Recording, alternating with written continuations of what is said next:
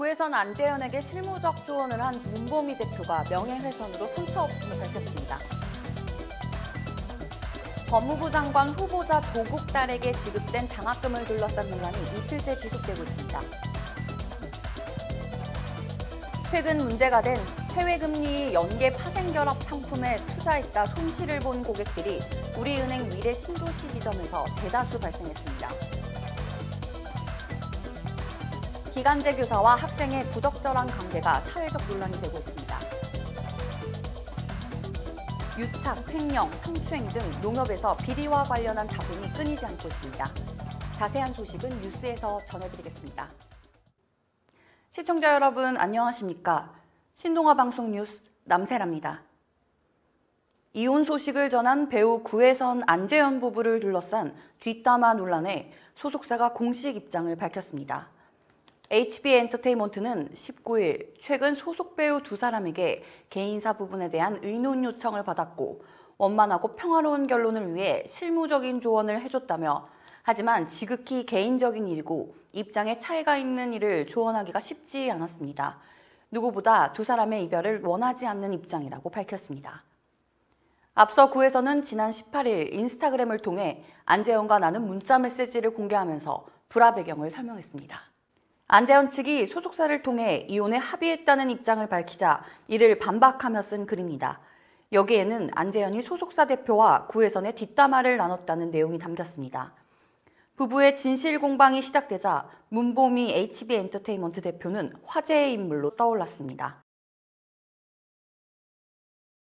법무부 장관 후보자 조국 딸에게 지급된 장학금을 둘러싼 논란이 이틀째 지속되고 있습니다. 이런 와중에 대학교 1학년을 마치고 유급했던 조국 딸 A씨가 고등학교 시절은 배움에 대한 열의가 남달랐던 것으로 확인됐습니다.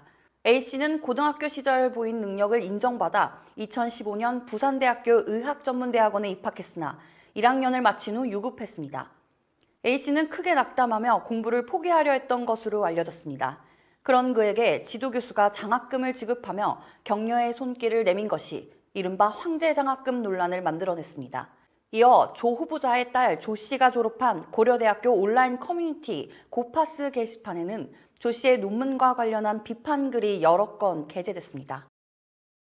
20일 오전 경기도 성남시 수정구 위례광장로에 있는 우리은행 위례 신도시 지점에는 긴장감이 감돌았습니다.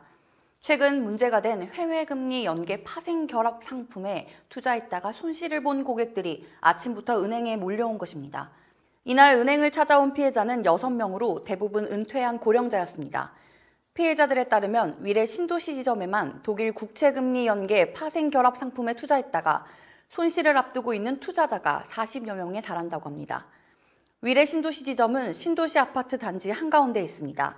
은퇴하고 위례 신도시에 자리 잡은 고령자가 많은 지역이다 보니 고액 단위로만 투자할 수 있고 상품 구조가 복잡한 금리 연계형 DLS 피해자가 유독 많이 발생한 것으로 보입니다.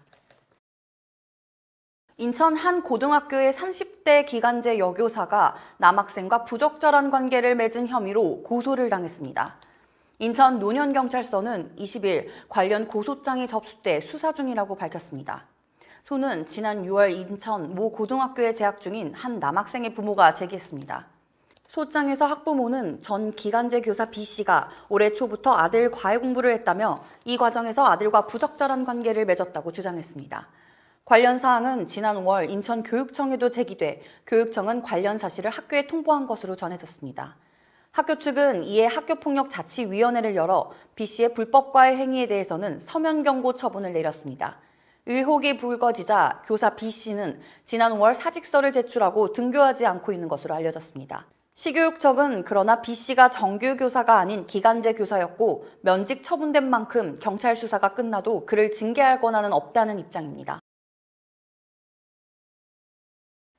농협에서 비리와 관련한 잡음이 끊이지 않고 있습니다. 지역농협 조합장 선출 과정에서 뇌물을 돌리는 것은 물론 농협 직원 및 계열사 직원들이 뒷돈을 챙기는 등 농협 내에서 내부 통제가 제대로 작동하지 않는 모습을 보이고 있습니다. 이에 농협중앙회가 비리를 근절하고 청렴한 농협을 만들겠다고 나섰지만 내부 통제를 할 수 있는 수준을 넘어선 것이 아니냐는 회의적인 시각이 다분합니다. 농협은 이미 도를 넘은 비리 행위로 부실한 내부 통제의 속사정을 여실히 보여줬습니다.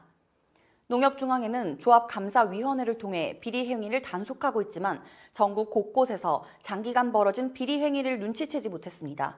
오히려 불법적인 행태들이 드러난 뒤에도 미온적인 대처로 비판을 받기도 했습니다. 이 때문에 농협에서 때늦은 뒷수습이 효력을 발휘할 수 있을지 회의적인 의견이 팽배해지면서 외부적인 규제가 필요한 것이 아니냐는 목소리가 높아지고 있습니다.